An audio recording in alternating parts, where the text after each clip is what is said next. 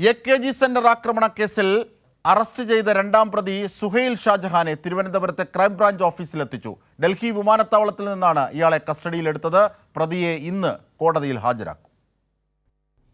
AKG സെന്ററിൽ ബോംബെറിഞ്ഞ കേസിൽ ഗൂഢാലോചന നടത്തിയ പ്രതി കൂടി പിടിയിലായതോടെ കോൺഗ്രസ് നേതൃത്വത്തിന് ഉത്തരം മുട്ടി. KPCC അധ്യക്ഷൻ K സുധാകരനുമായി അടുത്ത ബന്ധമുള്ള ആളാണ് അറസ്റ്റിലായ പ്രതി സുഹൈൽ ഷാജഹാൻ. ദില്ലി വിമാനത്താവളത്തിൽ നിന്നാണ് ഇയാളെ കഴിഞ്ഞ ദിവസം കസ്റ്റഡിയിലെടുത്തത്. സുഹൈൽ ഷാജഹാനെ ഇന്ന് കോടതിയിൽ ഹാജരാക്കും.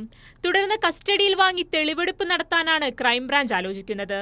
കേസിലെ 4 പ്രതികളിൽ 2 പേരെ നേരത്തെ പിടികൂടുകയും തെളിവെടുപ്പ് നടത്തുകയും ചെയ്തിരുന്നു. ഇവർക്കെതിരെ കുറ്റപത്രവും സമർപ്പിച്ചു. എന്നാൽ രണ്ടാം പ്രതി സുഹൈൽ ഷാജഹാൻ, 4ാം പ്രതി സുധീഷ് എന്നിവരെ പിടികൂടാൻ കഴിഞ്ഞിരുന്നില്ല.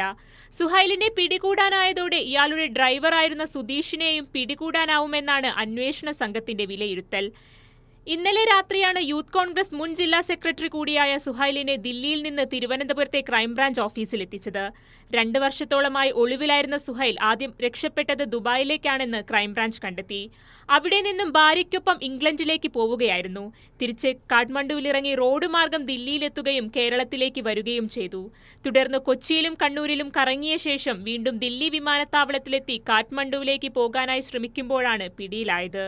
കൈരളി ന്യൂസ്, തിരുവനന്തപുരം.